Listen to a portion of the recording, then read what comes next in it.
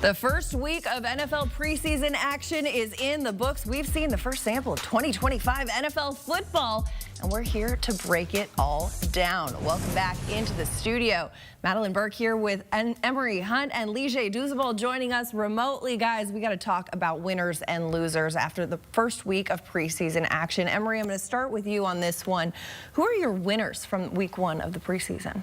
I will start with my #1 center in the NFL draft class, Willie Lampkin out of North Carolina. The reason why I'm so emphatic about him, 5'11", 270 pounds, was out there dominating against the Dallas Cowboys. He did a fantastic job. He had a couple of pancakes. You saw him climb to the second level, knock out some linebackers. Size is not a skill. He had an excellent week. I also have the Falcons' defensive intensity. They came out there flying on all cylinders. You talk about Helms knocking guys out. Brandon Dorless did a great job. They were on fire, and the reason why I'm excited about the Falcons' defensive intensity, because that was a weak spot for this football team last year. And the Eagles' depth chart just looks so impressive. Their backups had phenomenal weeks. You talk about quarterback Tanner McKee. You also look at what you got from running back Will Shipley and Shunderick Powell, the undrafted rookie free agent. Johnny Wilson, Darius Cooper, 2 receivers had a great day. The defense was excellent. And an honorable mention, Eric Rodgers, Chargers, the undrafted rookie free agent out of Rutgers. 2 picks, 1 pick six, and a couple of pass breakups. Outstanding job all the way around. Look at Emory Hunt doing extra credit over here with an honorable mention. Lige, I'm turning to you now. I need to know what your week 1 winners are. Madeline, I'm shocked. I just knew my guy Emory was going to pick Shedeur Sanders as a winner for week 1 of the preseason. I told our producer, Rich, you know what? Shedeur was on my list, but I know Emory because he is the president of the fan club for Shedeur Sanders. He was going to pick him for sure. So I left him off my list. But I'm going to go with another rookie quarterback, Madeline, that you know really well, Jackson Dart from the New York Giants. I think he can make things really interesting come early on in the season. The biggest question about him coming out was, could he process? Because in that offense for Ole Miss, a lot of half-field reads, so he didn't even have to look at the other half of the field. But it was the subtle things he did. You see it right there. Look off the safety, find little Jordan Humphrey on the go route. 3rd and 9, screenplay. Look off the defensive end, throw it back this way. Picks up 2 first downs on screenplays. He processed well, and then the competitive nature to be able to avoid tacklers in close spaces, scramble and pick up some crucial first downs. Love what I saw from him. Let's go to another rookie, Travion Henderson, the running back from the New England Patriots. First touch of the game, guys, 100-yard kickoff return for a touchdown. You see the explosive ability right there. And then his pass-catching ability. When he finishes with the ball in his hands, he punishes guys. You saw what he did to that corner on that flat route to the right. He made him make a business decision, and he put him down. He's also one of the most physical pass protectors that I've ever seen on film coming out of college. I can't wait to see what Josh McDaniels does with him and Ramondre Stevenson. And then I have to go, you see it back here, to my Jets.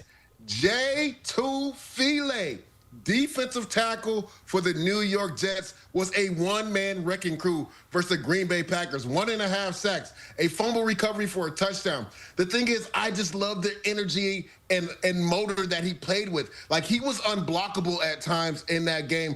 That was an area of weakness, a lot of people said, for the New York Jets, but he's proven that there's some depth there, and he took full advantage because their 2 top defensive tackles, Quinnen Williams and Byron Cole, did not play in the game, but he showed that the Jets can rely on him, not only in passing downs, but in rundowns. So I really love what I saw from J2 File. I mean, this is a strong list, but Lige, I agree with you. I, too, am surprised that Emory left Shedeur off of his list because he and I were watching Shedeur highlights before this segment. Also, how did neither of you mention Cam Little? A 70-yard field goal in an NFL game. I don't care if it's preseason. 70 yards is 70 yards. That's true. All right, we're going to be back with the losers after the break. Stay with us. We're back with more on CBS Sports HQ after this. Well, it's feeling like fall. We got our first peek at the 2025 NFL season as all 32 teams have taken the field in preseason action. Week 1 is in the books, and we are here to break it all down. Welcome into the studio, Madeline Burke alongside Emory Hunt and Douzable, talking about winners and losers. Guys, we talked about the winners from week 1. Now we got to go to the downside. Who were the biggest losers? Emory, I'm going to start with you on this one. I'm going to look at Arizona, the Cardinals offense, because of the turnovers. First of all, they fumbled the football on a kickoff, which led to points for Kansas City.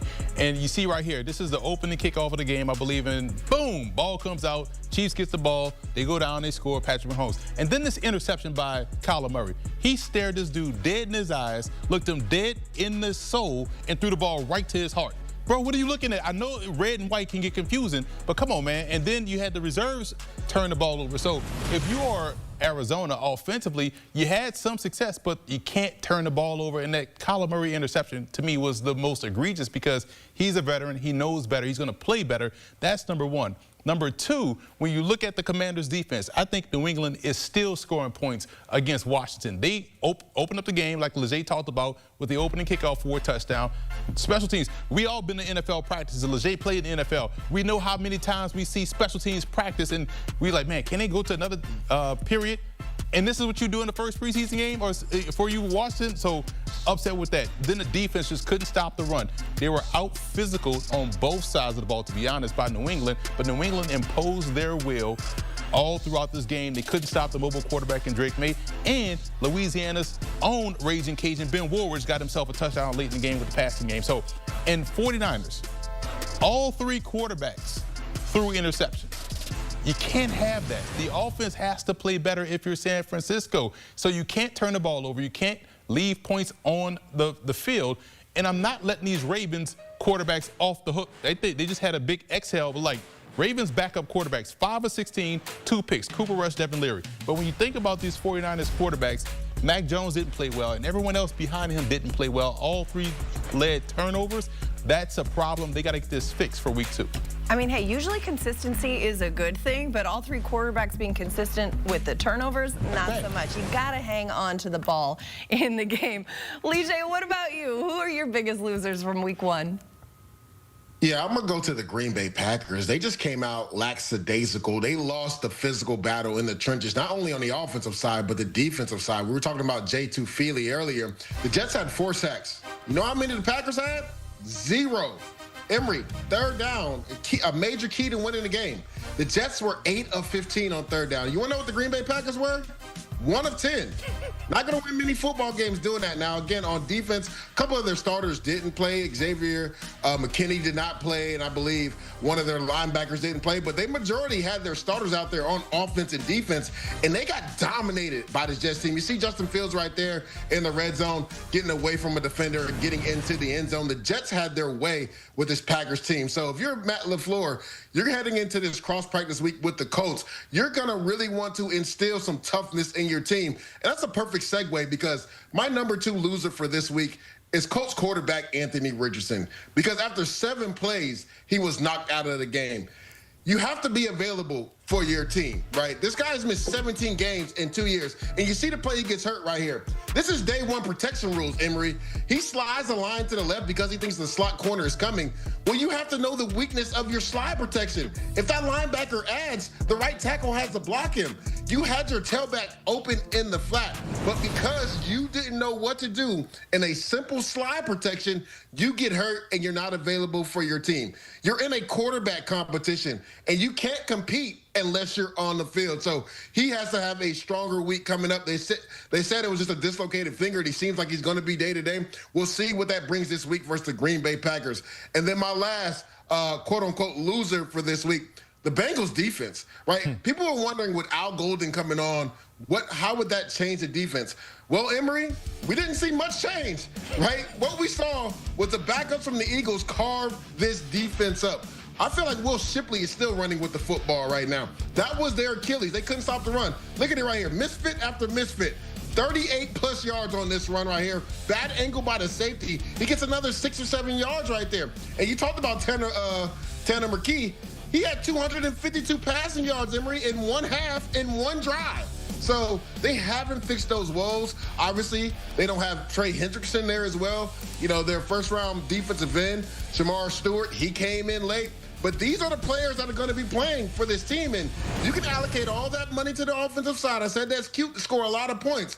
But it doesn't matter if your defense cannot keep up with your offense and at least slow people down a little bit. We didn't see anything good from the Bengals last night, and it doesn't bode well for the future and the promise of that defense slowing anybody down in the future. Hey, luckily it is week 1 of the preseason. Coachable moments to build on before the regular season starts in September. But let's turn our attention to week 2. Emory, I want to know what you have your eye on. Who's your player to watch? Who are you looking at in week 2 of preseason action? Madeline, Leger, listen.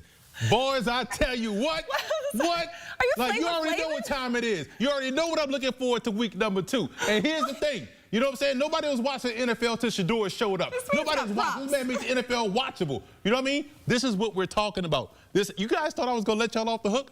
And then, yes, it's the preseason. Yes, I know there's context. Yes, I know what it means. Yes, Cam Ward is awesome as well, too. But last Friday was the time America came together and held the wrists up. So I'm holding the wrists up for week number 2. That's what I'm watching. That's what he's watching with the watch. That's hilarious. Man. I look over, and this man is under the desk doing something. I'm like, what is going on? He looks at me and says, don't worry about it. Don't worry about it. The whole country had their wrists up. Everybody.